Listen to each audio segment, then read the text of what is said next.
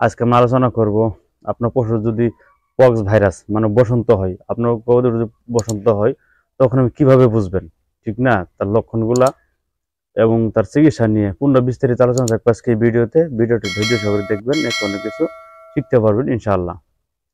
চলুন চিকিৎসাটা শুরু করে দেই। একটু মন দিয়ে শুনে নেবেন এবং দেখে নেবেন, ভিডিওটা টেনে টেনে দেখবেন না, তার ভিডিও কিন্তু কিছু বুঝতে পারবেন না। কি বললাম, কি লক্ষণ, যে মন না রাখতে পারেন তেমন বুঝতে পারবেন না যে কি রোগ হয়েছে, কি লক্ষণ, ঠিক না? তো এটি নিয়ে আমরা আলোচনা করব।